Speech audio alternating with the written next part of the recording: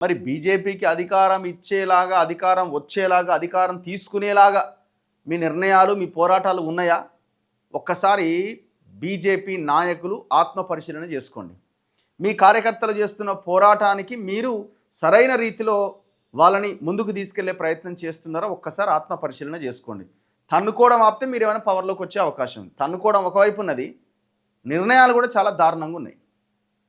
మరి రామచంద్రరావు గారు నిన్న సమావేశంలో చాలా అగ్రెసివ్గా కొంత మాట్లాడే ప్రయత్నం చేసిరు బలంగా. ఇప్పుడు ఆయనకి వ్యక్తిపరంగా ఆయన ఎక్కడా కూడా ఆయన మీద మార్క్ లేదు. ఆయన ఎంత మేరకి బీఆర్ఎస్ని కాంగ్రెస్ని ఎదుర్కొంటారన్నదే పాయింట్ ఇక్కడ. వ్యక్తిపరంగా ఆయన మంచి న్యాయవాది, ఆయన సౌమ్యుడు, చాలా ఎవరికి సంబంధం లేనట్టుగా ఉంటాడు. అదే సమస్య అవుతుంది ఇక్కడ.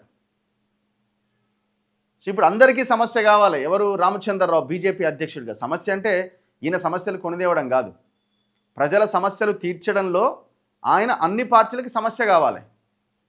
పార్టీకి ఆయన ఒక సమస్య కావద్దు, కార్యకర్తలకు ఆయనే ఒక సమస్య కావద్దు. సో బీఆర్ఎస్కి కాంగ్రెస్కి ఆయనే ఒక సమస్యగా మారినప్పుడు పార్టీ ఏమైనా ముందుకు పడడానికి అవకాశం ఉంటుంది. మరి వీళ్ళు ఏ రకంగా ఈ పోరాటాలు నిర్మిస్తారు ఏంది అన్నది మనకి ఎంతో సమయం పట్టదు. ఒక 2-3 నెలల్లోనే ఆయన పనితనం అనేది బయటకు వచ్చేస్తుంది.